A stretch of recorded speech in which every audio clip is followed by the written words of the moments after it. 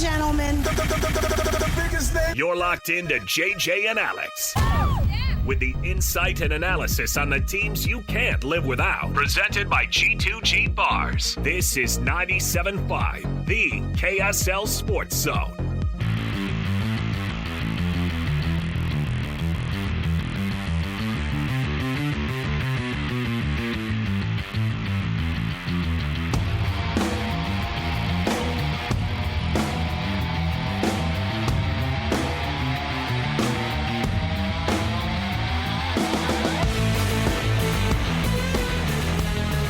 Oh, yeah, everybody. Welcome back. Some Muse bringing you back from the break. College football. Well, yeah, college football is on the horizon. High school football is upon us. The American Cavemen hosting the Corner Canyon Chargers tonight at American Fork. Beautiful setting. I think that you're right. I think this might be the best setting in one of the best settings in high school football in terms of a view. Brighton's view is Brighton's amazing. very good. Yeah, right up at Mount Olympus. Especially because the field is an east-west field. Yeah. So it's just an interesting view there. There's several around the state that are just like, wow. So we need to have a contest. The St. George schools, anybody have? Oh, my gosh, Snow Canyon. Snow Canyon High School, yes. Beautiful. Those red cliffs in the background. Yeah. They all obviously benefit from that, but Snow Canyon especially has just an unbelievable view. All right, so we've got high school football kicking off tonight. Game Night Live is going to be live on KSLSports.com. You can go check it out there. Yep, 7 p.m. games across the state as well. It's going to be awesome. Any game that is right there, you can just click on it, start streaming. It's awesome. Joining us on the program right now, as we're trying to get our footing still around this Utah Hockey Club, and even talking about the Utah Hockey Club, and just getting used to what that rhythm is like of getting into the offseason, understanding how things have gone. One of the people who's helping us through all of that crazy maze of hockey is Tom Callahan, co-host of Locked On Hockey Club podcast. You can go check it out, go download it where fine podcasts are. Tom, thanks for joining us again, man. Yeah, glad to be back. I guess I couldn't have been too bad the first time since you asked me back, right? No. You made the cut, Tom. Congratulations. Well, and we've had people talking about hockey with us, but I'll tell you the reality is that anybody who can give us some semblance of like these morsels to help us understand, because we're in that learning mode. We're trying to figure out what it's like to be a city with a big club in it. And if you are somebody who's following this team or you don't know necessarily everything that's kind of going on, what are the biggest questions that you have going into training camp next month, somebody who follows the team as closely as you do? First of all, isn't that crazy that next month is training camp? Time has absolutely flown. There's a couple, and we did actually talk about this on the Locked On Utah Hockey Club podcast not too long ago, because with every team, any sport, you go into your season and there are question marks in certain places. Not only the move has been interesting for this team, but also kind of their chance to redefine themselves on and off the ice about what they are organizationally. There's been a lot going on there, and I like what I see so far. And so that means that, Bill Armstrong has continued on as the general manager. He has really had a vision. His vision is to build with size and strength and to be able to generate a team that is going to be able to move other teams and, throw their weight around, but still have skill. And so based on that, there were questions around the defense heading into this offseason. They actually, for a while, didn't have anyone signed. They did bring some guys back into the fold. They went out, they made a couple of big trades right around the draft and free agency. They brought in two big-time defensemen.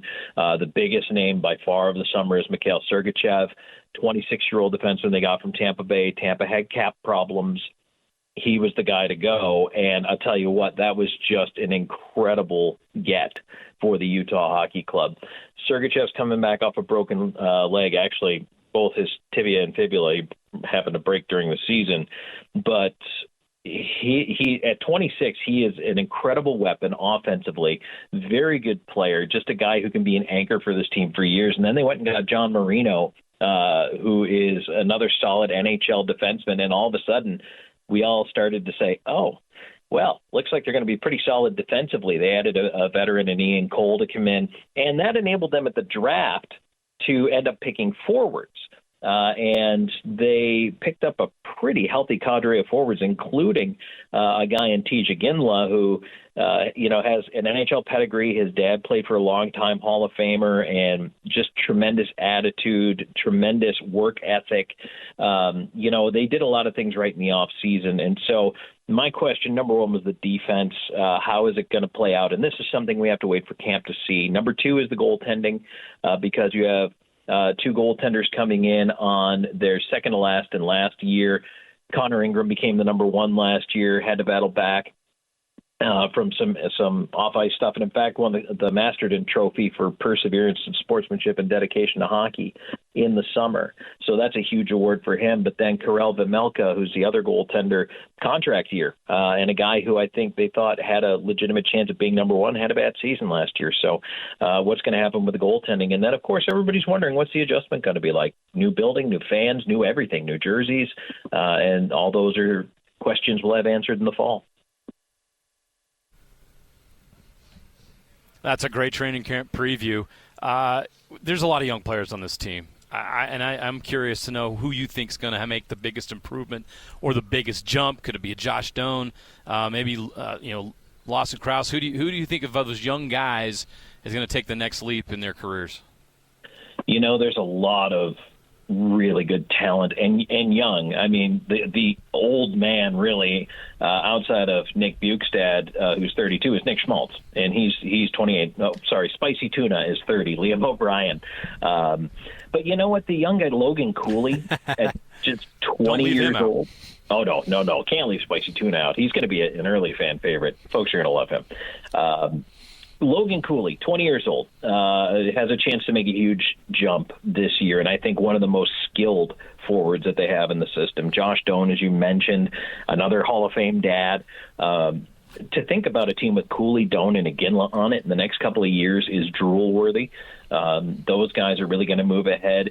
A couple of players to keep an eye on, fans. Remember these names: Matthias Michelli and Barrett Hayton, I think, are guys that you're going to want to look at. The other one, my co-host Robin is really big on, is Dylan Gunther. Robin has picked Gunther to potentially score 20 and challenge for 30 goals this year, which is pretty impressive for someone who is just 21 years old right now. So that's something to keep an eye on the prospect pool. But it's so promising for this team, and that's why we watched other teams load up this summer, right, to take a run at the Stanley Cup. Nashville, obviously Colorado's still good. Vegas is still good. Vancouver's good.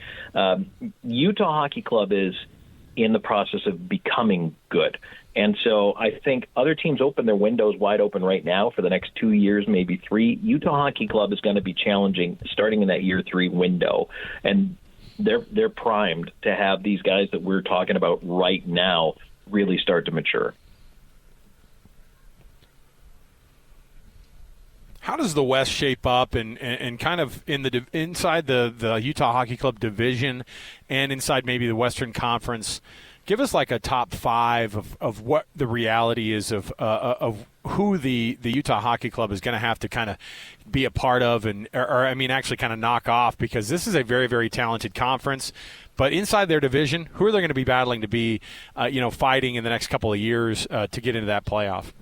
It is interesting, and one thing to keep in mind is that Utah is in the Central Division. So that was a move that happened a couple of years ago. When they were the Arizona Coyotes, they were shifted from the Pacific to the Central when Vegas came in. So they're being in the Central actually, I think, works out a little better for them because some teams are getting worse. Minnesota is worse. Chicago is struggling. However, I think now you're maybe 1A, if not 1B team to make the Stanley Cup final out of the West. It has become Nashville, and they are top dog in that Central Division. Of course, you can't ignore Dallas. Dallas is another team. They're going to have to find a way to get on par with Dallas over time. Winnipeg was very good this year, and Colorado is good. And even, you look at Edmonton that went all the way to the Cup final, not in the division, but, they're going to see them a fair amount this year. There's so much talent in the West. The West is loaded right now. But if you're asking me, hey, who do they need to get in front of? It's probably Nashville in the Central Division. And that, like I say, that's a couple-year project. I think the Preds are pretty much even money along with Edmonton right now to represent the West in next year's Stanley Cup final. Yeah, we talk about how good this team can be. I think, and you can comment on this, fans need to be really excited about this team and how much talent they have and how much fun they're going to be to watch. But as far as the playoffs, contending for the Cup, don't expectations need to be a little tempered, not because this team isn't good, but because the Central Division is so top-heavy and so loaded, and, of course, the Pacific Division is good as well. It is, and they're growing, is what I'm going to tell fans right now. Year one, the excitement's just going to be around the inaugural season for this franchise, and that's where it should be. The other thing to get excited about is the future. This is a team that's going to grow into being a winner. They are set up properly. The front office has drafted well. They have made shrewd and savvy trades, free agent signings. They haven't mortgaged the farm. They have, in fact, done a really nice job. We use the term weaponizing their cap space because cap space is a commodity in the NHL now.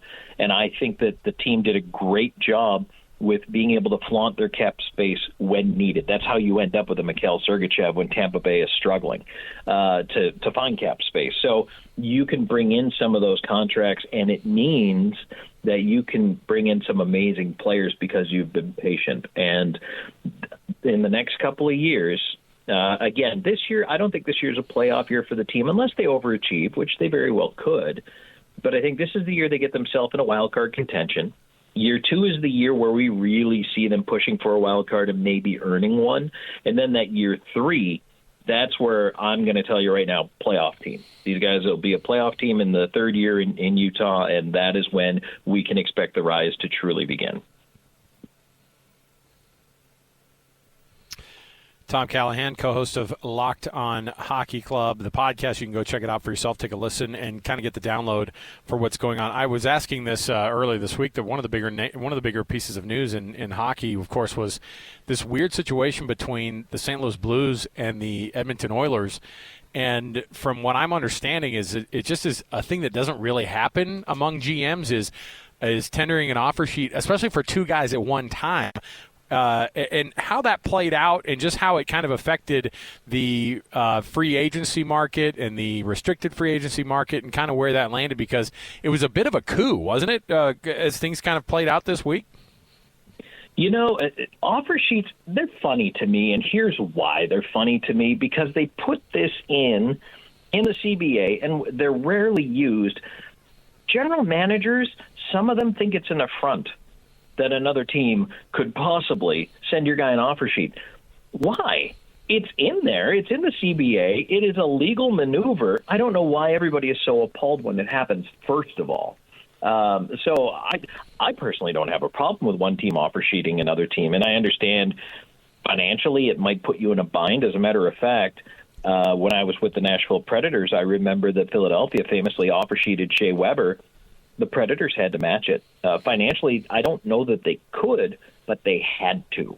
And it was just a situation where for the PR hit they would have taken if he would have walked away for nothing, it would have been just, well, they would have got compensation. But you can't do that to your fan base. So when I look at with the Oilers and the Blues, one of the things that comes to mind, and this is kind of the game behind the game, but Ken Holland, with his exit, there's some speculation that is thinking that maybe it was his exit that kind of pushed it into the offer sheets happening. And I don't know if that's true or not. I mean, that's coming from an Oilers source, whether you want to believe that or not. But because the Holland and the Blues general manager, Doug Armstrong, are friends. So, you know, I don't know if that's a retaliation move or not. I can't be sure. But again, the basis of it all with offer sheets, they're there for a reason. They're there to keep the marketplace competitive and so that players aren't monopolized by organizations. And so I don't have a problem with it happening. If you have a problem with your player being offer sheeted, sign him. If you don't, let him go. I don't know why there's so much wringing of hands over this. What grade would you give Utah Hockey Club's offseason? I really like their offseason. I'll be honest with you, comparing it around the NHL, I think a couple of teams get into that A category for me, and I think Utah was flirting with it. They're for me between an A- and a B+. I love their draft. I thought they did a nice job there. I thought they did a good job actually staying away from spending all of their cap. I know there was some speculation early in the free agency period that they were going to make a big splash, put out a lot of money.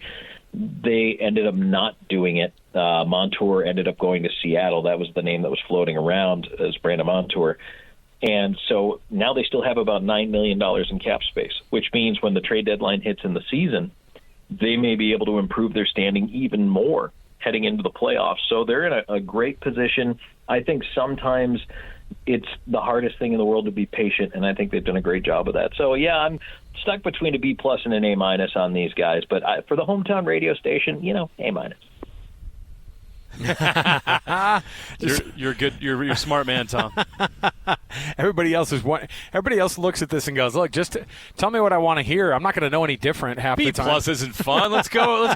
A-, yeah. Look, listen. That's how I basically negotiated all of high school with my parents. I was just like, no. Just consider this B+ and A-. If I'm a Utah Hockey Club fan and those sweaters go on sale, are you buying black or are you buying the white? Okay, so that's a tough one. The one I want will be baby blue when that happens. The alternate. Yes, that's the one I'm going to want. I love that color. That's going to look good. The black are going to look awesome, intimidating. They're going to look sharp. I do have a soft spot for classic white jerseys, whether it's baseball or hockey or wherever. I think if you do a white jersey right, it's awesome. But if you're like, Tom, here's a gift card. You can get a white or a black. I'll probably get the black one. All right, I'm sloppy. Jeremiah will send that gift card in the mail. It'll be courtesy of JJ's paycheck. That's right. Yeah, I'll have my secretary handle that. We're all trying to figure out when these jerseys are going to go on sale. I mean, honestly, I bought some gear. I know. I got the draft hat that's coming my way. I know, and I've got the and of course I bought a hoodie the day that it came out because we're so desperate to get gear. But I've gone into some of these sporting goods stores here locally, Tom, and I'm finding all this Utah Hockey Club stuff, and it's really just like the desperation buy that people are like, I see some hockey clubs. I told you one of my neighbors. I want that. I know one of my neighbors bought a mailbox that was the Utah Hockey Club mailbox, and I was like, well, how on earth did they even make this as a thing? But I mean, people are desperate for gear. That's what happens when a new team fires up. That's it. And real quick, guys, I have the answer to when on the jerseys. It's early 2025 because they were behind in the queue, but they just announced it not too long ago that it's early 2025 because the queue is due in January for your jerseys. And obviously in January, nobody knew this was happening. So they're going all the way to the back of the line for Utah. They're going to produce them once the season starts. So fans, early 2025, you can buy a black or a white. Oh, my gosh. You know Can what you I'm gonna imagine the line No, you know what I'm going to do? by January? I'm just going to stand next to the ice, next to the boards when the team's skating in, and I'm going to be like, hey, I need a jersey. And maybe they'll throw you a bone. Maybe they'll throw maybe the team won't allow it because they'll be like, we only have like 12 jerseys of each color, so please look, don't. Tom, the only thing, maybe this will be annoying, maybe it won't, but people will be wearing sweaters at the arena. It just won't be Utah Hockey Club because we saw it at the draft and the party and everything. The crazy thing, Tom, and you can comment on this, is we really discovered that there is a really strong hockey community here in Utah that's just been waiting for this opportunity because you saw the enthusiasm. You saw the different sweaters from like 20-plus. We counted over 20 different NHL franchises represented at the announcement party. So there is an enthusiasm here, and it really shows that people can't wait for this to happen, and that support was already here. Absolutely. And I think fans from outside the market sometimes forget that Utah has a long and very proud hockey history. And it's easy to overlook if you don't really follow the game that closely or you're not big on the history of the different leagues. But Utah's always been a hockey market. Just now they're an NHL hockey market. Yes. Yeah, and we're going to all buy the gear. Everybody's going to show up ready to line the pockets of the club so that we can keep this thing here forever. Take my money, Ryan. I know, absolutely. Take my money. Tom Callahan, he's the host of Locked On, the Utah Hockey Club podcast. You can go check it out for yourself, download it, and give it a listen. And guess what you're going to do? You're going to get educated on this team that's coming to town. And, we're a month away from training camp, and then less than a month after that, of actual hockey firing up on October 8th. You're going to be getting your very first home look of this Utah Hockey Club against the Chicago Blackhawks of all teams, right? It's going to be really, really fun. So, Tom, thanks for joining us, man. We appreciate it, and we'll keep chatting with you before the season starts here. Sounds good. Thanks for having me on. There you go. Tom Callahan, everybody. Dang, I can't wait till January. I love how he rolled that out like it was exciting news. Dang. That was very depressing. He gave us the A- right. offseason grade, and then he goes, the some jerseys won't be ready until 2025. They just dropped this. I've got some great news. You're going to get them in January of 2025. By then, I think they're going to announce what the actual team mascot is at some point, right? Like in the next... Oh, I bet we do find out by January. Maybe they do it at the same time. Right, but then you know what you got to do, though? You've got to buy that jersey. You got to buy the new sweater. Because they do have to have that done by January. Right, so and so here's the thing. For next year, like you said. You can buy these, what would at that point be limited edition Utah Hockey Club sweaters because it's just going to say Utah on them. And I don't know when you're going to be able to just get, the generic Utah Hockey Club sweaters before it's infiltrated with the, what I assume is an AI logo of a Yeti. What did we decide? We've seen a lot of those out What there. are the last ones? What are the? I don't even remember any of the other ones besides the finalists. Yeti. Yeah. You got Yeti, you got Outlaws, Blizzard. Was it the Iceman? What is it? I don't think Iceman made it. Somebody help us out here. I got 3 of them. No, because honestly, okay. I mentioned Blizzard. I said Blizzard. Blizzard. The Venom. Outlaw. Yeah, Outlaws was another one, but I don't think I love Outlaws. I just don't think it works with the color You can't do it with the baby blue. No. Yeah. Okay. It's going to be Yeti. I've resigned myself to that, and I'm okay with that. I think it could be fun. Me too. You got the fun part with the kids and everything, but if you keep this color scheme with the Utah Hockey Club look, yeah, I'm fine with it. Look, and then is the Yeti the same thing as the Abominable Snowman? It sure is. And is it like Sasquatch's cousin, or how's that work? There's no relation. Okay, there's no relation. Yeti comes from the Himalayas. Sasquatch comes from Oregon. So then why? Okay. Right? He's in the family tree. He wanders though, your right? old neck of the woods. I mean, he's in the family tree, though. There's got to be some shared DNA there. He's probably in Olympic National Park. I don't know where he's at. Hey, listen, now you're speaking my language. For sure, people are like, because there are parts of Washington that no human has ever laid eyes on. Right. Of course, Sasquatch is there. Of course he's in that rainforest. Yeah, in Olympic absolutely. National Park. Yeah, so you know your stuff. It has dude. nothing to do with the Yeti, which of course is native to the Himalayas. You've watched Monsters Inc., right? Oh yeah. So John Ratzenberger When we is the hit voice pick of 5, that's when we knew. That's when we knew he was going to be a Utah Yeti, I think. Utah Yeti, I think. Can Thanks, we Bill leave Armstrong. the I think on the official mascot? The Yeti, I think. Utah Yeti, I think. I think. That'd be the greatest nickname for any team of all time. Bill Armstrong and you could only do it in hockey. I know. All right, we'll take a break. We'll come back. Hey, in the next 20 minutes or so, we're anticipating a BYU player from practice. It looks like Keanu Hill. Kibo is going to join us. All right. This is a fascinating story, of course, because he's switched positions in the offseason. He's become part of that tight end group down at BYU that Coach Gilbride, of course, is going to be able to have a handle on now, and it's an interesting one. So we're going to be able to hear from Keanu Hill what that transition has been like and what he's liking so far.